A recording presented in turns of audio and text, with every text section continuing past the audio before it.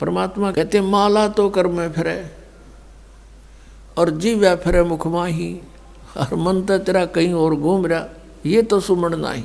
108 मंत्र आपको बताए जाते हैं, ज़्यादा भी कर सकते हो कोई बात नहीं, और किसी दिन कम भी रह जाता चिंतित नहीं होना चाहिए, क्योंकि परमात्मा को पता है काल ने यू एजेंट छोड़ रखा मन कि यू भक्ति ना करने दे तुमने।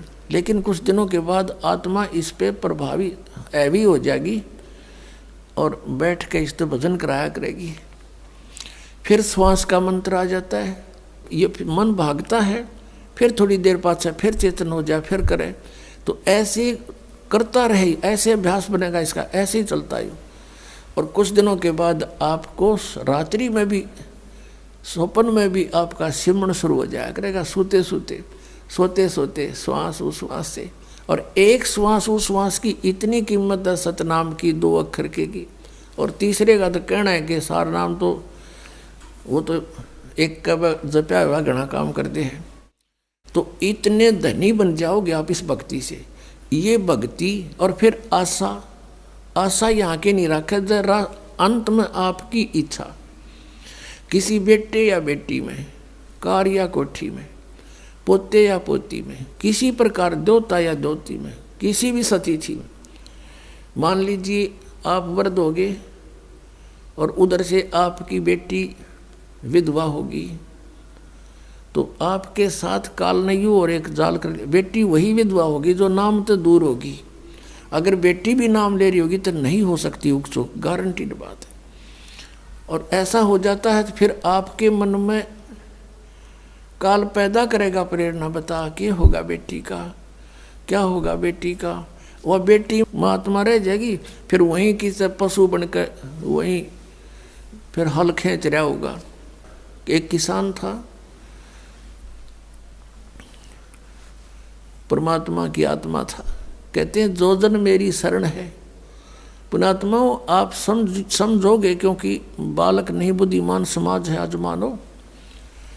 किसी का बालक बिगड़ जाए, बेटा या बेटी, उस माता पिता से पूछ कर देखो वो कितना दुखी रहता। सपने में भी उसको ये चिंता बनी रहती है कि किस प्रकार मेरा बच्चा फिर से लाइन पकड़ जाए, उसके लिए कितना दुखी होता है। और हम उस परम पिता के बच्चे, उसी के बेटा बेटी हम, और वो हमारे, हम कितने बिगड़ के यहाँ आगे इस काल का फंस गए। अब ये हमारी रेल बना रहा है सबकी, बिरान मट्टी के रखी यहाँ पर, ले लिए टिंडिया हमने इसके साथ आकर के।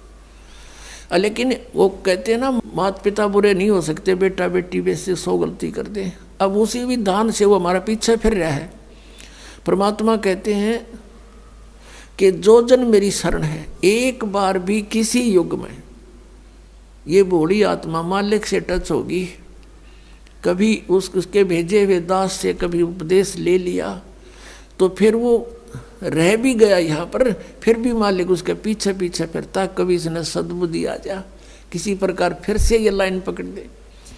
तो ऐसा ही एक किसान था। अब उसके पास परमात्मा गए और उसे राम रमी करी, क्योंकि पिछला संस्कार जो होता है उसमें गुण होते हैं। उस किसान ने कहा आओ महाराज, आओ बैठो, भोजन पाओ महाराज, दूध लाओ रे तेरे चाचा महाराज खातिर दूध लाओ। बहुत सेवा करी। अब परमात्मा ने कहा, भक्त कहा चौधरी साहब कुछ भक्ति भी कराया करो। बोला जी भक्ति करा हम खूब है। क्या करते हो? शिव जी भगवान का जल चढ़ा जा और श्याम जी की पूजा करते हैं। 8 ने पूड़े तार लिया, 2 ने खीर बना ले, और कभी कभी गंगा स्नान भी करके आते हैं। तो परमात्मा लगे उन्हें समझान, काफ़ी देर तक सत्संग किया, समझाया। अब पुण्यात्मा थी काफ़ी प्रेरित हुआ, महाराज बात तो सच्ची कहो तुम। कहा फिर उपदेश ले लो भाई। अकना अभी नहीं, अभी तो बालक छोटे छोटे हैं, इनको कुछ इनकी विवाह कर दूं और ये काम संभालने जोगे हो जाए महाराज जी, फिर पक्का नाम ले लूँगा। परमात्मा चले गए, साधु रूप में थे। बालक भी विवाह कर दिया बच्चों का, वो सारा कारोबार भी संभाल रहे हैं और पोता पोती भी हो रहे हैं। तब परमात्मा गए, अक भाई भगत अब तो आजा मेरी शरण में। न्यू बोला महाराज जी तू अच्छा पीछे पड़ा मेरे, छोटे छोटे पोता पोती हैं, बच्चे खेतों में काम करें, इन बालका ने कौन खिलावेगा। इब नहीं माड़े ये बालक ठीक हो जाने दे, पोते पोती माड़े बड़े हो जा थोड़े से, फिर आना। अब वो फिर गए परमात्मा, 5-7 वर्ष के बाद बूढ़े की टिकट कटी पाई, वो मर लिया। अब क्या देखा कि वही व्यक्ति अपने ही घर में बैल बनकर आ रहा है और पुत्र उसने हल में जोड़ रहे। वहां पहुंचे परमात्मा। अब वो बच्चे जाने थे महाराज को कि आओ महाराज जी आगे। कहा गया भाई, बोला भाई डटिए, एक दो बात कर लो तेरे पिताजी ते। वो बच्चा बोला जी पिताजी की तो मृत्यु हो ली। बोला भाई, वो परमात्मा बोले मुझे मालूम है। अब उस बैल के पास गया, कान में कुछ मंत्र से बोले। वो उसने तो मंत्र लागे थे, परमात्मा उसकी भाषा में बोल रहा था। तो बैल ने अंदर से बोल तो वो नहीं सके था, अंदर की भाषा भी जानते हैं मालिक। अब उसने कहा बाबा, परमात्मा ने कहा रहा ईब तो आजा मेरी शरण में, तेरा यू शरीर छुटवा दूंगा यहीं पर और तुझे मनुष्य जन्म दिवा दूंगा। तो नो कह महाराज जी तू जा अपना काम करे। अब मेरी जगह पर कोई और बैल आ गया और काम ठीक ना करेगा तो मेरे बड़का का टोटा नहीं हो जाएगा। अब परमात्मा चले गए, भाई ठीक है। कुछ दिनों के बाद क्या हो गया कि वो बैल वाला शरीर भी छूटना ही था, कभी ना कभी मृत्यु होगी। फिर वो बन गया सर्प। अब सांप बन के इसको याद आती है कि कुछ पैसे जब दबा रखे हैं मैंने, धन पहले जमीन में छुपा दिया करते, चोरी के डरते हैं। चांदी के सिक्के, सोने के जेवरात, आभूषण जमीन में दाब दिया करते। बूढ़ा मर जा बतान पावे को नहीं, फिर वो सर्प बन के आया करे ना, रह गए उड़ा डो गए हमारा सर्प आवे है। वो सर्प थारा है कि में लग गया होगा पिछला संस्कारी को, दाब रहा होगा 500-200 रुपये की तक कौन में उन्हें ढूंढता फिर। अब वो सर्प बन के आ गया। वो जो ही सर्प बन के घर में घुसा, बच्चा ने पता लग गया, उसके मारे लठ वो डंडे डंडे मारने लगे, इतना मोरी में के निकल के और बाहर उसका जंगल सा था उसमें खिसक गया और वहाँ पड़ा पड़ा कर रहा है सांप। अच्छे डंडे लाग रहे, उसकी सांकड़ी गई टूट। तो परमात्मा आए और वहाँ बैठ के न बोले सुना भगती अब केस ला तेरी। ने बोला जी ले लो शरण में। ने बोला भाई शरण मत आया पर सांकड़ी तोड़वा का आया तो। अब परमात्मा कहते हैं जहाँ आसाता बासा हुई और मन कर्म वचन सोमरियो सोई। 8वें अध्याय के प्रथम मंत्र में गीता ज्ञानदाता से अर्जुन ने पूछा कि प्रभु आपने जो 7वें अध्याय के 29वें श्लोक में जिस तत्परम के बारे में, अध्यात्म ज्ञान के बारे में, सभी कर्मों के बारे में जो बताया है कि उसके जानने के बाद प्राणी केवल जरा और मरण से छूटने का ही प्रयत्न करता है। जरा माने बुढ़ापा और मरण माने मृत्यु। ये बुढ़ापा सबसे बड़ा कहर है इस प्राणी के ऊपर, मनुष्य के ऊपर। अपन अपतमाओं कदे बूढ़े बूढ़े घबरा जा, अब घबराइयो ना तुम, क्योंकि ईब मालिक का नाम लिए पाछे आपको इतना सारा मिलेगा। सत्कर मान लियो, आपको पता भी नहीं चलेगा ये बुढ़ापा है या आप युवा हो। दिखण में बुढ़ापा होगा लेकिन कष्ट नहीं आने देगा दाता, और थोड़ा बहुत आता है तो तुरंत ठीक करेगा। कति ये गारंटीड बात समझ लेना। इस जब पूरी मर्यादा में आप रहोगे, ध्यान से भक्ति करोगे, और वृद्ध अवस्था में आदमी घनी भक्ति करेगा। उसने तो अपना दरिया दिखा है टाइम की भाई के बरा कब बात बन जा, और वो भक्ति खूब करता है। ये दास एक बार सत्संग कर रहा था मनोरपुर गांव में, और उनका जो पिताजी था वो था तो अच्छी आत्मा का, लेकिन वो ये ज्ञान नहीं था बेचारा किसी को भी। तो वो सत्संग सुनता रहा रात्रि में, और हुक्का पीवा अपना बैठा बैठा, हमने माइक ला रखा था, और वो विरोध कर रहा था इस बात का, क्यों फंड कर रहे हो, पाठ कराओ हो।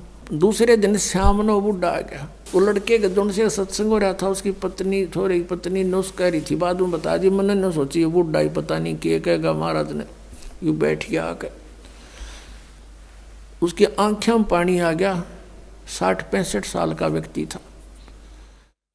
न्यू बोला जी मन ने ये बात आज तक नहीं सुनी थी जो आप ज्ञान सुना रहे थे, और मैंने तो सारा जीवन खो दिया इस धंधा पीठ कई, मेरा केरा होगा, मेरा क्या होगा अब। मैं बोला जी आप नाम ले लो और भक्ति करो, भगवान सबकी सुनता है। अब क्या भक्ति करूँगा, मेरा तो टाइम आ लिया। न्यू कह गो फिर रोन लग गया और कहता मैंने तो सारे जीवन में मेरा धंधा कराया है, खूब जमीन बना दी बच्चों के लिए, और ओक्का भी गणाए पिया करूँ, और आपने ओक्के में तो बहुत पाप बताया। माँ जी भगवान का बताया मैंने तो, इसमें बहुत गणा पाप है, शराब में, मांस में, ये तो बहुत तम्बाकू में, ये तो घोर अपराध है, चोरी ठगी जारी में। अब बोला मेरा क्या बनेगा, अब मेरा तो पेटा भरा ही को नहीं। आपने ज्ञान निशा दे दिया, ना ज्ञान था इतना तो चलो दुखी भी ना था, तो दुख भी गणा होगा। तो मैंने उसको कहा कुछ नहीं बिगड़ा आपका, आप नाम ले लो। अकीब के नाम लूँगा मैं, मेरा तो टाइम आ लिया। मैंने उसको समझा कि जैसे कुएं में बाल्टी गिरती हो, लंबी लंबी रस्सी होती थी पहले, 150 फुट के, 100 फुट के कुएं होते थे नीचे, इतना गहरा पानी होता था, और लंबी रस्सी होती थी। तो उसमें कहते हैं जब मान लो वह बाल्टी कुएं में गिरती हो, रस्सी लटकती आ रही हो, और भाग के पकड़ने की चेष्टा करे, और उसकी पूछड़ी सी भी ठा जा, end of the rope, last में उसकी वह पूछड़ी भी ठा गई 6 इंच की भी, तो इन्हों सोच ले सब कुछ मिल गया। और जब उसने भी छोड़ दे, गई जान दे, तो वह गई फिर तो वो तो जा ही रही है। तो वह पूछड़ी पकड़ने के बाद पानी भी मिल रहा और बाल्टी भी आ गई, कुछ भी कौन गया। आप नाम लो, भक्ति कर, आपकी तो पूछड़ी सी रह रही है। और इस जीवन में भक्ति पर पार हो जाओगे। जीवन तय थोड़ा ही भला, जय सत सुमरण हो, और लाख वर्ष का जीवना कोई लेखे धरे नहीं कोई। ये सत्कर मानना, जो बालक है वो तेने सोचे को नहीं मरा, ईसा स्मरण करें, थोड़ा करें, गणा करें, फिर भी वो लाइन पकड़े हुए हैं, मर्यादा में है। और बुढ़ा आदमी तेने सोचा बेरा नहीं कद कट जा, दिन रात अपना भक्ति में ध्यान रखेगा, तो वह बात उसका करड़ी समझ में आएगी। और मैं बोला बात सुन ले, जय नियम में रहेगा, जितनी आयु चाहिएगा उतनी दे देगा परमात्मा। यो कबीर भगवान है, ये आयु बढ़ा देता भगवान की। तो जो बोला जी फिर तो नाम दे दो। मैं बोला हुक्का नहीं पीऊंगा, आज जब फोड़ दूंगा इस हुक्के ने। उसी दिन तो परित्याग कर दिया और भक्ति करी। 10 साल और जिया वो बुढ़ा, 75 साल की उम्र में आराम तो मृत्यु होगी।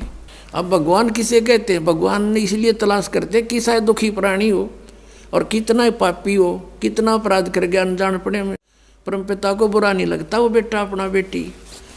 अब परमात्मा कहते हैं शरण पड़े को गुरु संभाले, और जान का बालक भोला रे, कहे कबीर तुम चरण चित राखो, जो सुई में डोरा रे। अपने गुरुदेव के प्रति इतना लगाव रखो अटूट, जैसे सुई में धागा डाल दिया जाता है तो उसे दूर नहीं हो सकता, वो लटकता ही रहता है साथ के साथ। तो ऐसे आप ये मर्यादा, ऐसा लगाव अपने गुरु जी से रखना पड़ेगा। और फिर कहते हैं शरण पड़े को गुरु संभाले, जान का बालक भोला रे। जैसे अनजान बच्चा पालने में झूल रहा है, उसने टट्टी भी कर दी, पेशाब भी माए कपड़ों में कर दिया, और हाथ पैर सारे खराब कर लिए।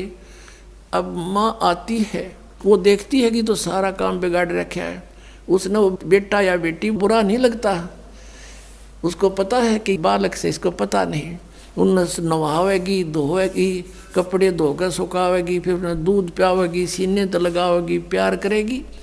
तो ऐसे ही परमात्मा को जानो तुम, सतकर मानना ये कबीर हमारा भगवान है, ये परम पूज्य परमात्मा कबीर देव ये हमारे पिता है, ये हमारी माता है, यही हमारा सच्चा साथी है। तुमेव माता च पिता, तुमेव बंधु च सखा, तुमेव विद्या च द्रविण, तुमेव सर्व मम देव देव, ये वो परमात्मा है। अब इस परमात्मा को आप आज इसे दिखाई दो, जैसा मान वो बालक टट्टी पेशाब करके पालने में पड़ा है, आपको पता है ये ज्ञान को ना, इसलिए ये बुराई कर गए, इतना पाप इकट्ठा कर लिया। अब ये सारे सने पड़े हैं अड़ंगे में, ये कर्मों से पापों से।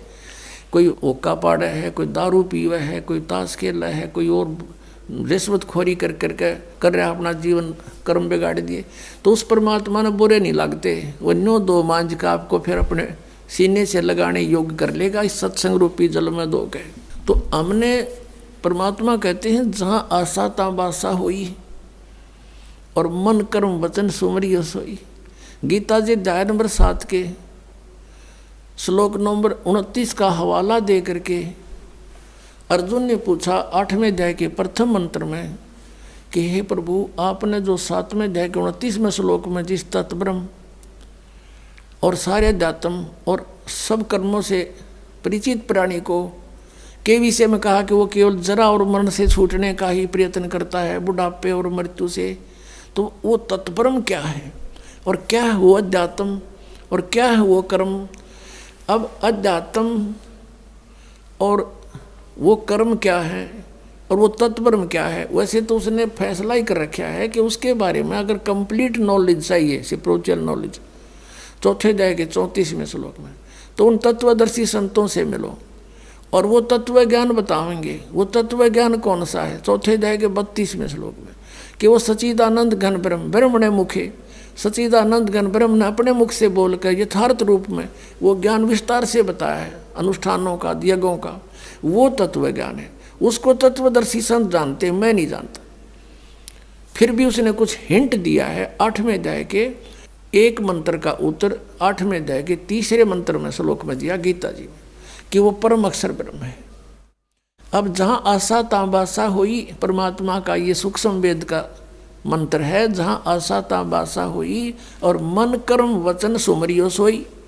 अब 8वें अध्याय के 5 और 7 में, 8वें अध्याय के 6ठे श्लोक में गीता ज्ञानदाता कहता है कि एक नियम है, अंत समय में जो जिस भी इष्ट में भावित रहता है, जिस भी इष्ट की भक्ति करता हुआ और उसी में आश्रित रहता है, तो वो उसी को प्राप्त होता है।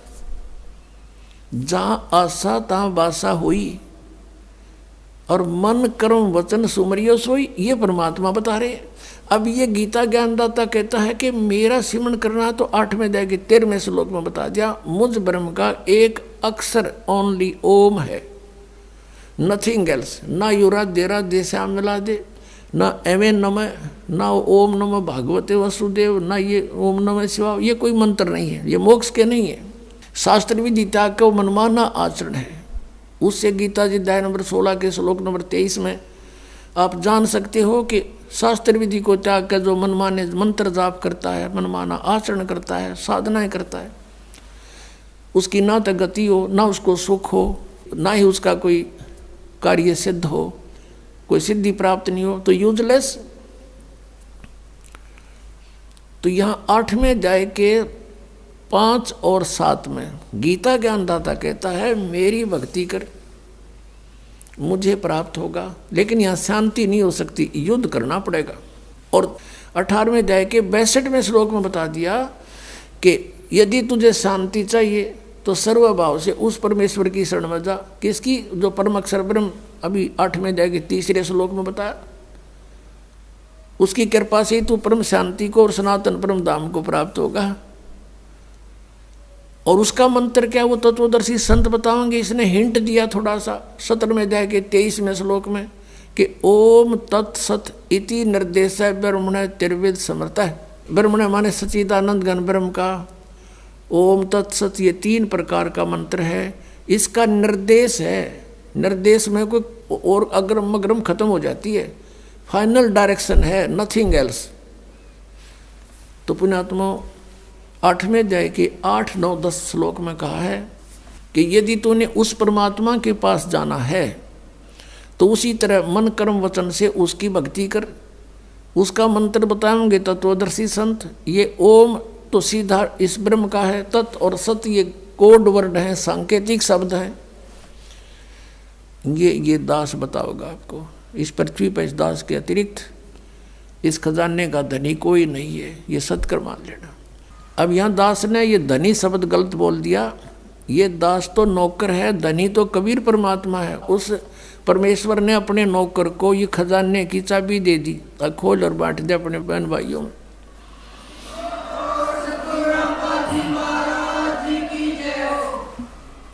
अब इसको प्राप्त करो और भक्ति, अब जैसे वहाँ कैसे जाया जाएगा, आशा भी वहाँ की हो कि नहीं, ये मन मान लो। अब जैसे कई भ्रम में पड़े रहते हैं कि भाई क्या पता वहाँ पर कुछ है भी कि नहीं, किसी ने बताया नहीं। तो पुण्यात्माओं, अब ये दास आपको बताने लग रहा, एक बनी 100 बतावे, और आँखों देखा जिन महापुरुषों ने उस स्थान को देखा है, वापस आकर बताया है, उनकी प्रमाण देने लग रहा। तो ये विश्वास हो जाना चाहिए। और फिर जब ये पक्का विश्वास हो जाएगा कि वहाँ हम सुखी होंगे, और जैसे ये राधा स्वामी और जितने भी वो पंथ से सब ये कहे हैं, वहाँ सतलोक में परमात्मा नहीं है। परमात्मा तो है पर उसका आकार कुछ नहीं, प्रकाश ही प्रकाश है, प्रकाश ही प्रकाश, ऐसा प्रकाश। जब वहाँ भगवान है दी से, यहाँ पर आमी से, वहाँ पर अनाथ हुआ, अनाथ यहाँ पर, फिर वहाँ क्या करेंगे? कहते हैं वहाँ अमर पद में जाकर आत्मा अमर आनंद लेती है और जल में मिलकर जल का रूप हो जाती है। फिर टट्टू आनंद लिया जब डूबी का मृगी जाते हुए, आनंद क्या लेंगे? वो कहाँ लेंगे, कैसे लेंगे आनंद वो?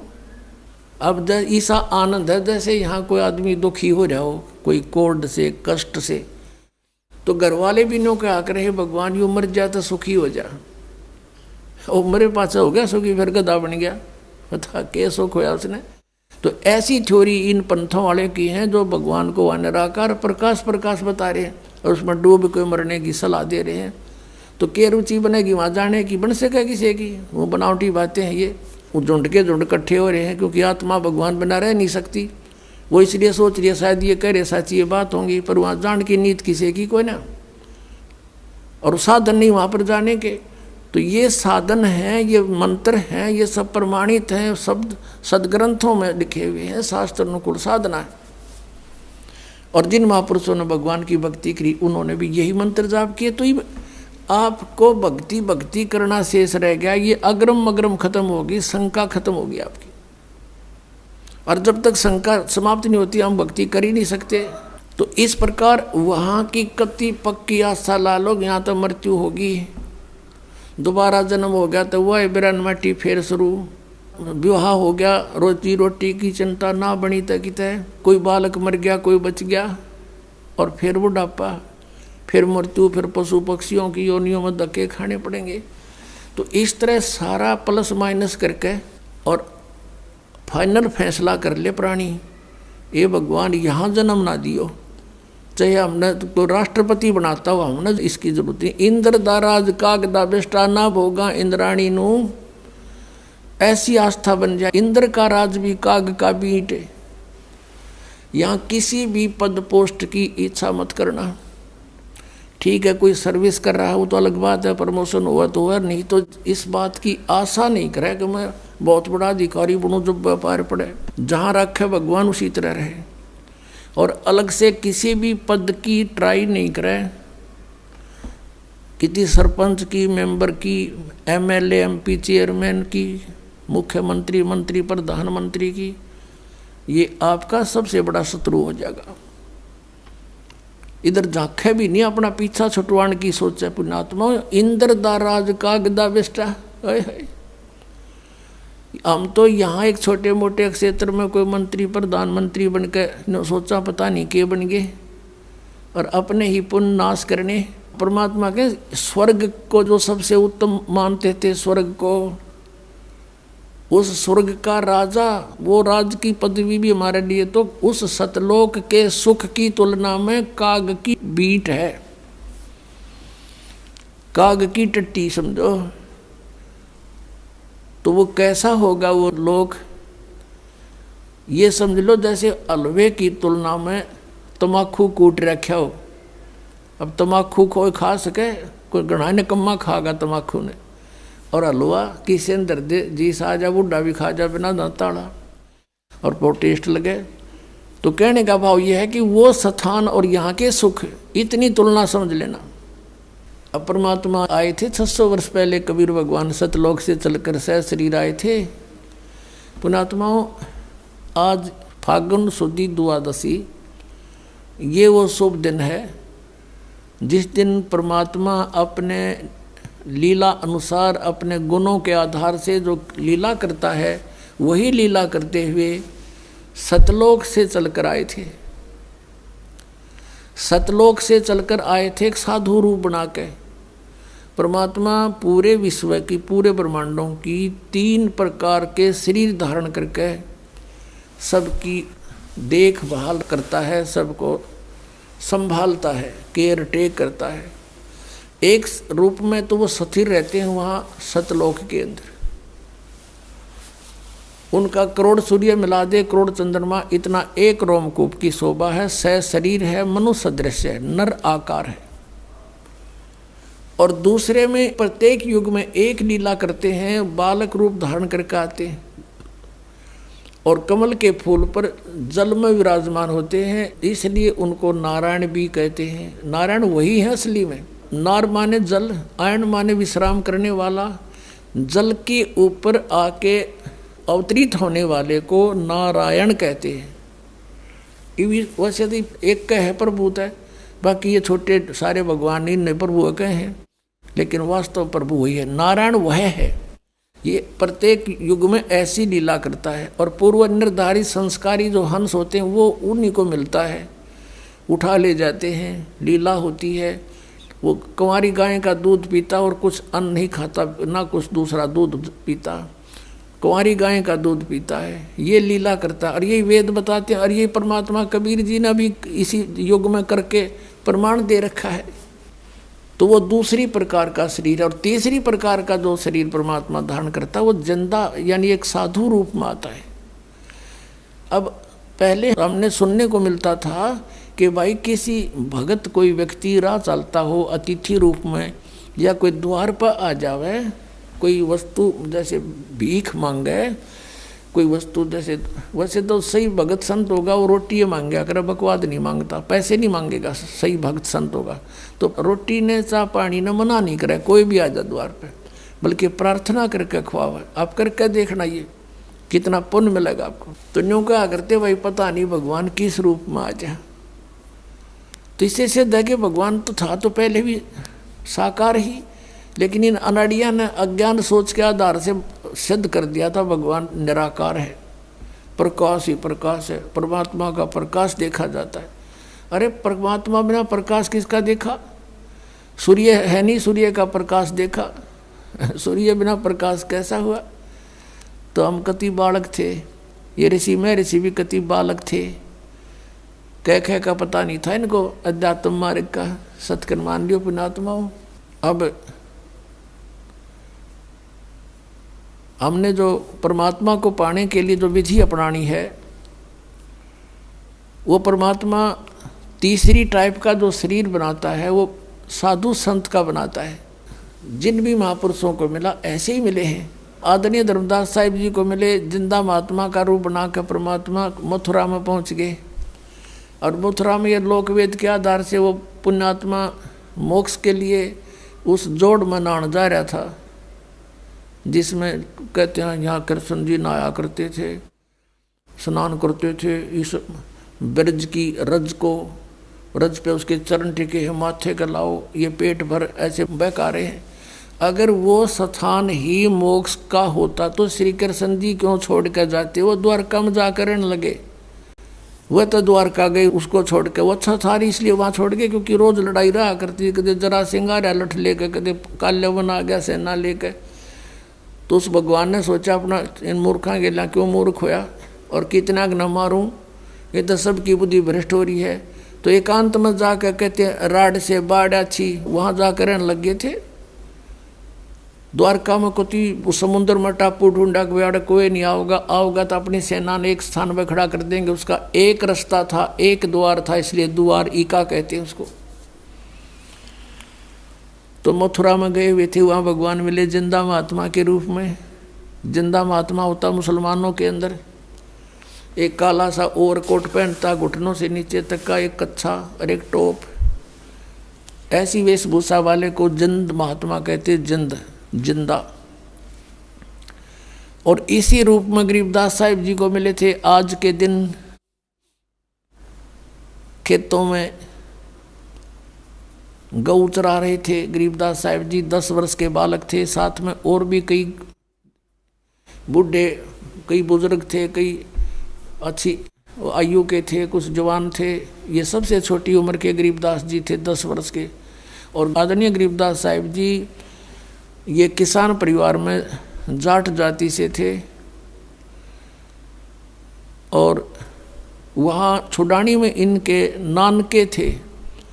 इनके कोई मामा नहीं था गरीबदास जी के, जिस कारण से इनके पिताजी को वहाँ घर जमाई रखा गया था। ये मूल गांव इनका करौथा गांव है, रोहतक जिला में, जहाँ अपना आश्रम है। तो वहाँ ये वहीं जन्म हुआ था इनका। 10-12 वर्ष वहाँ रहते हुए हो गए थे इनके माता पिता को। तो वहाँ इनके ज़मीन बहुत थी, इनके नाना जी के लगभग 1400 एकड़ ज़मीन थी, 1400 किले। तो उसमें ज़्यादातर चरागाह बनाते थे, गौवें रखते थे, वही गौधन ही पाला करते थे। अपना गरीबदास जी भी उनके पाली जाते थे गवाले, और भी कुछ नौकर रखे हुए थे। कुछ वैसे गांव के अन्य व्यक्ति भी अपने गौओं को उन्हीं के खेतों में चराया करते थे। ऐसे कुल मिलाकर 10-20 पाली थे, गवाले थे। तो वहाँ परमात्मा सतलोक से चलकर आए साधु रूप बनाकर दिन के 10 बजे के आसपास। उसमें सभी एक जांडी के पेड़ के नीचे बैठ के खाना खा रहे थे, पाली गवाले। परमात्मा आए, सतलोक से उतरे। उन्होंने देखा उस समय वो पैदल चले आ रहे थे। उन्होंने सोचा कोई राह चलता राहगीर है, यात्री है और महात्मा है। उन्होंने सब ने कहा कि महाराज आ जाओ, भोजन पालो। जिस डंडी के पेड़ के नीचे वो भोजन खा रहे थे उसके साथ से रास्ता जा रहा था कबलाना गांव से छुडानी को। वहाँ बैठी थी।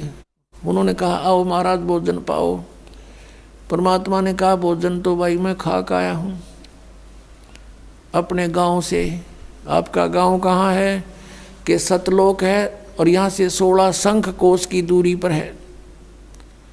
उनने सुना 16 कोस दूर होगा कोई सतलोक होगा। अब उन पालियों ने सोचा ले होगा भाई कोई सतलोक की पृथ्वी पर। उसमें ऐसा यातायात था कोई ना, कन्वेंस थी नहीं। 10 कोस मीन 16 किलोमीटर 17 किलोमीटर दूरी पर भी एक दूसरे को बहुत कम जानते थे। तो उन्होंने कहा पालियों ने कि महाराज हम अतिथि को कुछ जलपान किए बिना जान नहीं दिया करे, दूध तो पीना पड़ेगा अपने। परमात्मा बोले भाई दूध पिलाओ हो तो कुंवारी गाय का पिया करूँ मैं। फिर वो कहने लगे बाबा जी तेरी दूध पीने की नीत को ना, मजाक ना करो, देख लो भाई पिलाओ दूध, मैं तो कुंवारी गाय का दूध पिया करूँ।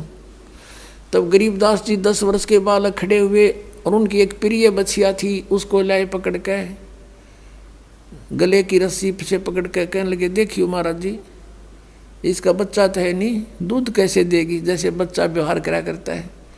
परमात्मा बोले भाई कोई दूध का निकालने का है पात्र तुम्हारे पास? कहाँ जी ये लस्सी लाए थे अभी धो धा कर रखा साफ, ये रखा 5-6 किलो का जो उसमें जला जा ऐसा था। परमात्मा ने कहा रखो इस बछिया के नीचे। गरीबदास जी पकड़ के बैठ गए। अकलो जी ये बालक था, उन्हें सोची मजाक करें हमारा जीता है। परमात्मा ने कमर पर थप की लगा दी, इसके आशीर्वाद मेरा हाथ रख दिया बछिया के। लंबे लंबे स्वतन हो गए और अपने आप दूध की धार बहगी, पात्र भरते ही बंद हो गया। बोलो सतगुरुदेव।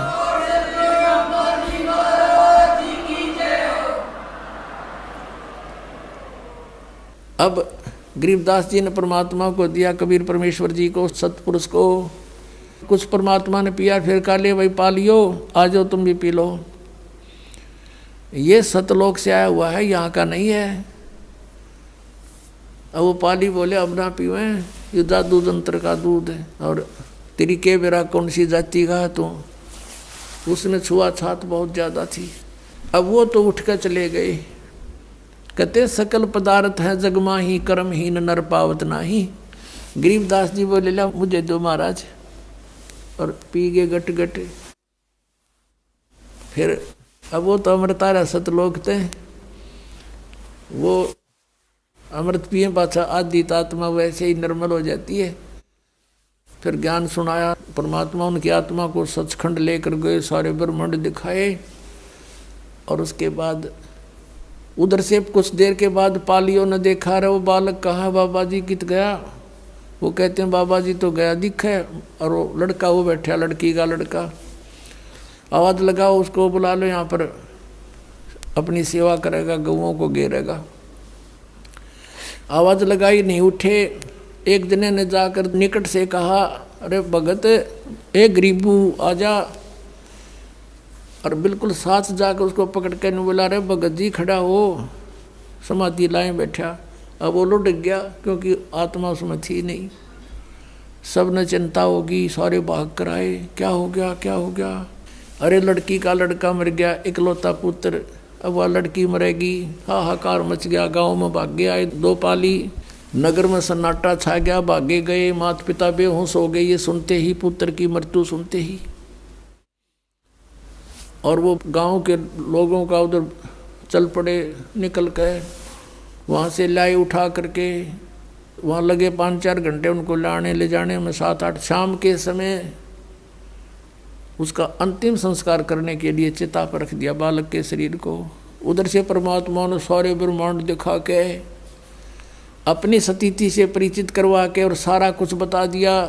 जैसे जब परमात्मा दूसरे रूप में, जिंदा के रूप में साथ गए गरीबदास जी के, और ऊपर अपने ही दूसरे रूप में जो 3 सतीथि में परमात्मा क्रिया करते हैं, 3 शरीर सतीथि से, तो वहाँ सतीर सतीथि में जहाँ वो रहते हैं, उस एक बहुत बड़ा गुम्बद बना हुआ है, बहुत बड़ा,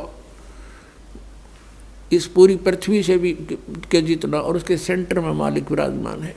पृथ्वी तो ऐसे गोल है, वो ऐसे प्लेन है, ये ऐसा समझ लो।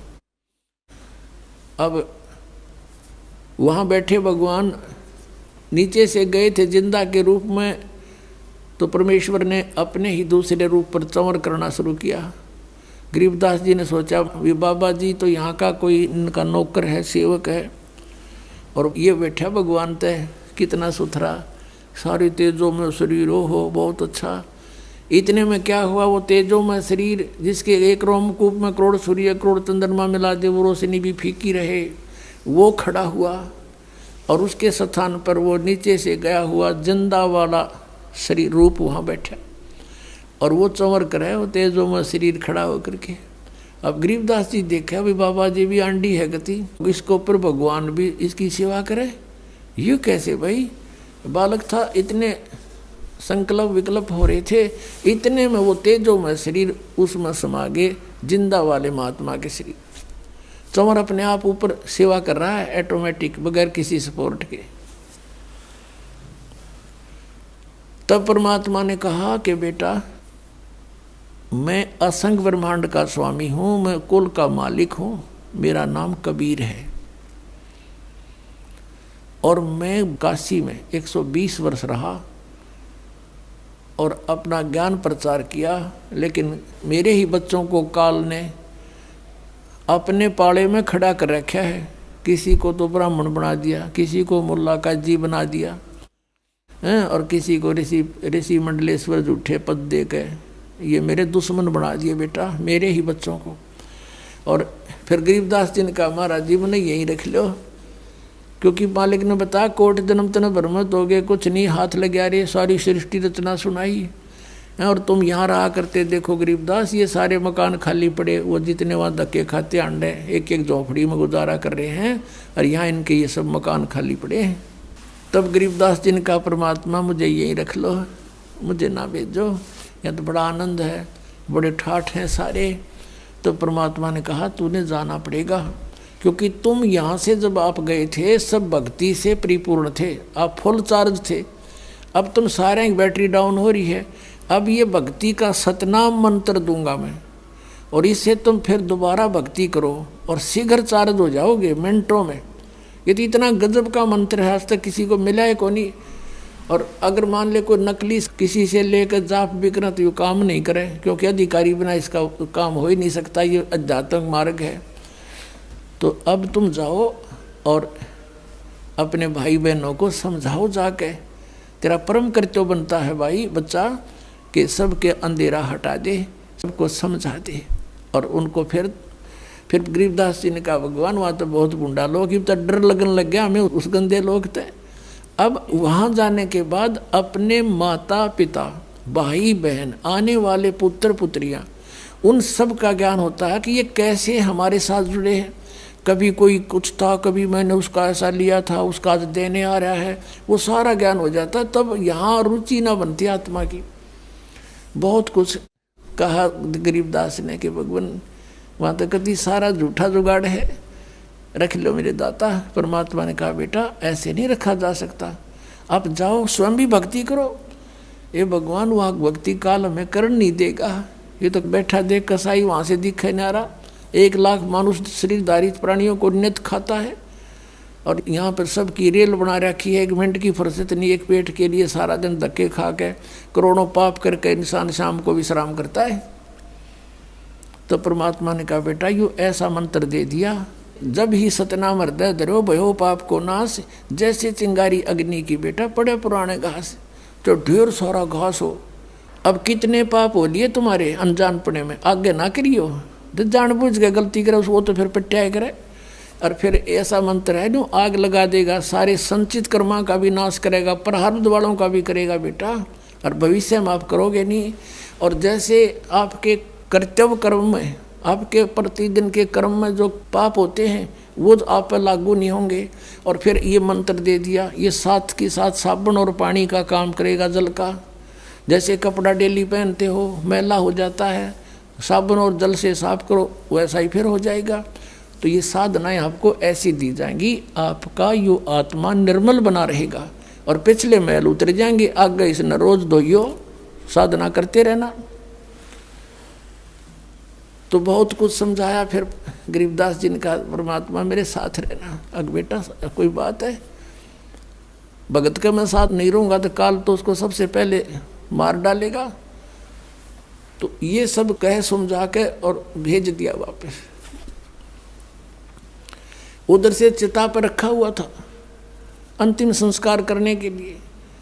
जो ही परमात्मा ने आत्मा को दोबारा प्रवेश किया, वो बंधन जो ऊपर बांध रखे थे वो अपने आप टूट गए।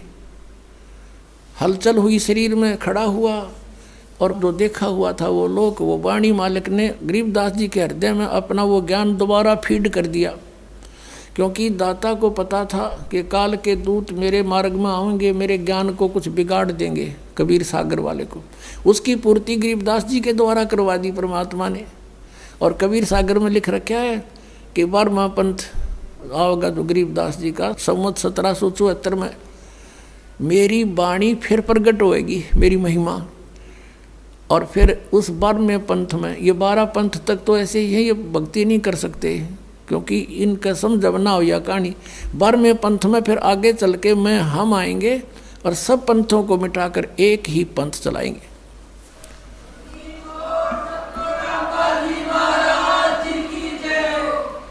तो उसी आधार से गरीबदास साहिब जी के अंदर उन्होंने अपना यथार्थ ज्ञान दोबारा फीड किया। उन्होंने वो वाणी बोली, और एक गोपाल दास नाम के दादूपंथी एक भक्त ने, एक साधु ने वो लिपिबद्ध की, वो जो आज हमारे पास उपलब्ध है। अपने आत्माओं परमात्मा आए थे 600 वर्ष पहले। उन्होंने जो लीलाएं की थी वो गरीबदास साहिब जी ने पुनः वैसे ही चित्रण की जैसे तुलसीदास जी हुए हैं, जो भगवान विष्णु के उपासक थे। उन्होंने श्री रामचंद्र जी की जीवनी रामायण जो कहलाती है, वो लाखों वर्ष पहले जो भी घटना घटी थी, अब कलयुग के अंदर अपनी दिव्य दृष्टि से देखकर अपनी लैंग्वेज में, अपनी भाषा में, चौपाइयों में, संत भाषा में दोबारा ज्यों की त्यों लिपिबद्ध कर दी। वह सही है, उसी को आज मान्य, वही मान्य है पूरे हिंदू समाज को, वही पढ़ रहे हैं। ऐसे ही आदरणीय गरीबदास साहिब जी को भी परमात्मा ने या दिव्य दृष्टि दी थी। अब इस दिव्य दृष्टि की भी रेंज होती है, जैसे सूक्ष्मदर्शी होती है, दूरबीन होती है, उसकी भी अक्षमता होती है, रेंज होती है।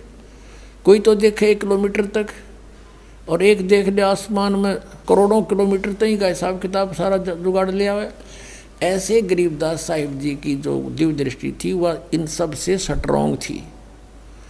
तो गरीबदास साहिब ने वैसे ही कबीर परमेश्वर की महिमा अपने कर कमलों द्वारा अपने मुखारविंद से उच्चारण की और गोपाल दास ने लिपिबद्ध की। अब परमात्मा ने हमें क्या बताया? अगम निगम को खोज ले बुद्धि विवेक विचारे, उदय अस्त का राज मिले तो बिन नाम बेगारे। अब यहाँ से मन हटाने के लिए यू ज्ञान आधार बनाना पड़ेगा आपने। कहते हैं परमात्मा, गरीबदास साहिब कह रहे हैं भगवान ने ऐसा बताया है कि जैसे तुम कुछ भविष्य का अगम निगम भविष्य के विचार करो और बुद्धि से सोचो थोड़ा सा कि उदय अस्त का राज मिले तो बिन नाम बेगार। बेगार किसे कहते हैं ये थोड़ा डिफाइन करते हैं। पहले समय में हम छोटे छोटे थे तब हमारे गांव से लाखन माजरा गांव तक एक 3 व्हीलर आया करता। पहले ये पेट्रोल के चाले थे, ये बड़े बड़े, और 2-3 चला करते थे। तो उनमें से एक ना आया एक दिन। दूसरे साथियों ने भी और भी पूछा, यात्रियों ने, कल क्या बात हुई नहीं आए? वो कह रहा था कल मैं बेगार में फंस गया। बेगार क्या थी कि पुलिस वाले पकड़ ले जाया करते इनको, पर इनके पास कन्वेंस थे नहीं।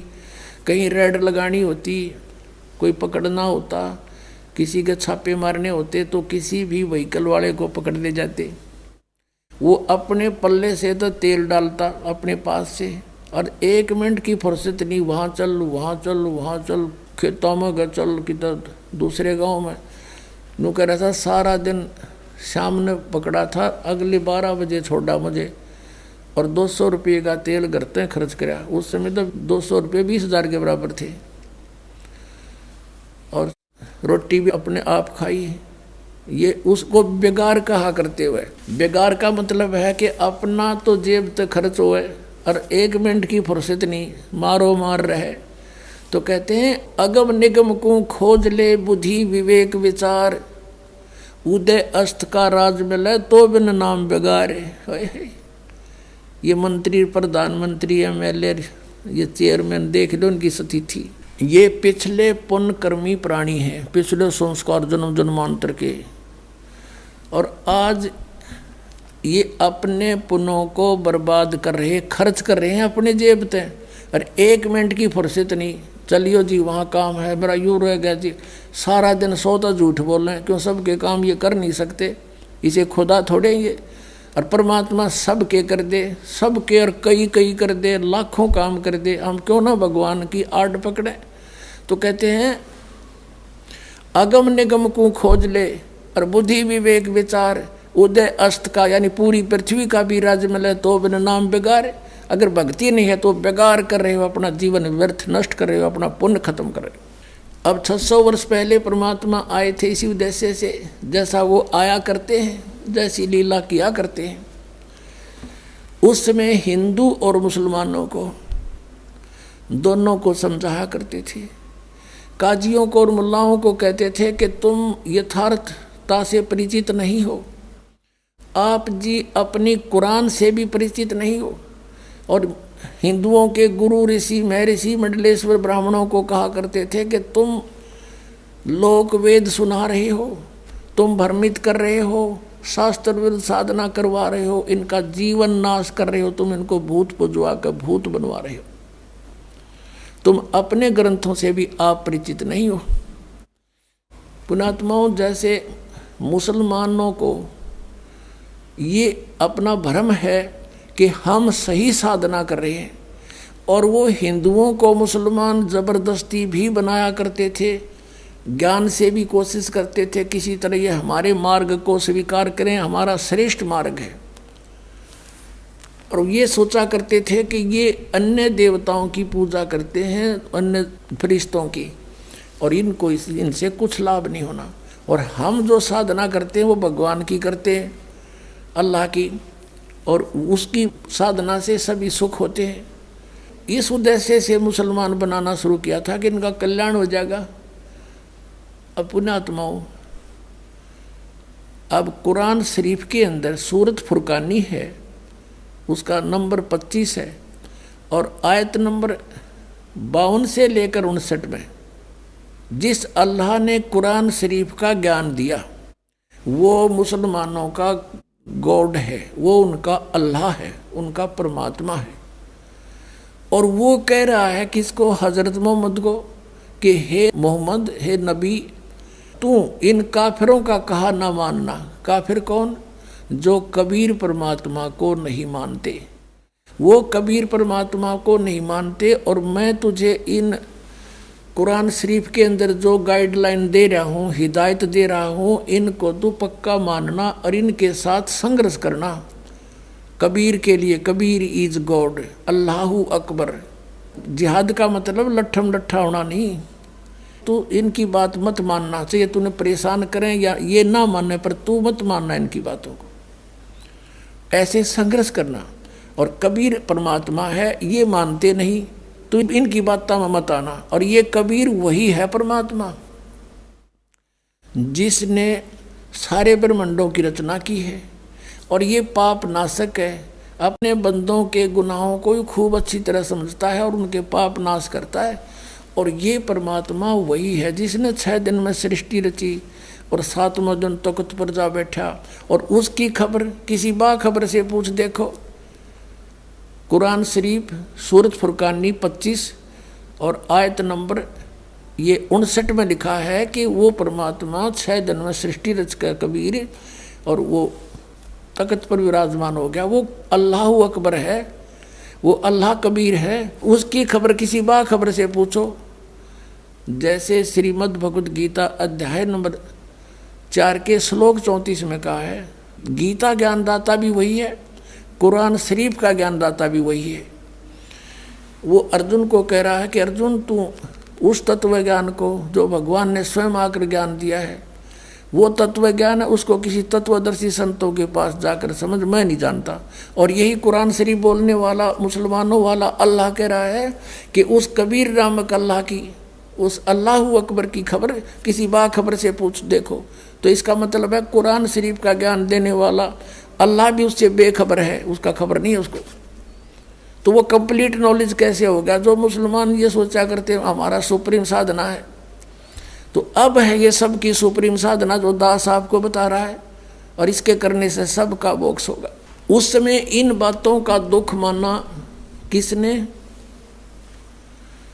उन नकली गुरुओं, काजी और मुल्लाओं ने और ब्राह्मणों ने। परमात्मा उनको समझाया करते थे, सभी को अलग अलग से बताते थे, समझाते थे। क्या कहा करते थे कि नबी मोहम्मद नमस्कार है, राम रसूल कहाया, 1,80,000 को सौगंध जिन नहीं करद चलाया। कबीर परमात्मा कहा करते थे कि तुम जिन महापुरुषों का नाम लेकर मांस खाते हो, गायें काटते हो, हत्याएं करते हो, मुर्गा काटते हो, बकरा काटते हो, भगवान ने कितना अच्छा आपको आहार दे रखा, काजू किस्मत सेब संतरे, और नहीं तो ये बाजरा ज्वार गेहूँ चने चावल कुछ भी खाओ, ये अड़ंगा क्यों खाते हो? तुम्हारे नबी ने, हजरत मोहम्मद ने कभी किसी की हिंसा नहीं की।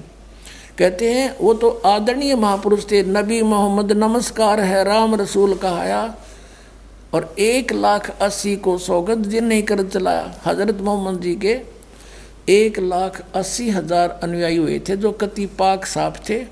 वो ब्याज तक भी नहीं लेते थे, जिहाद संघर्ष नहीं करते थे, किसी का कत्ल करना भी महापाप मानते थे।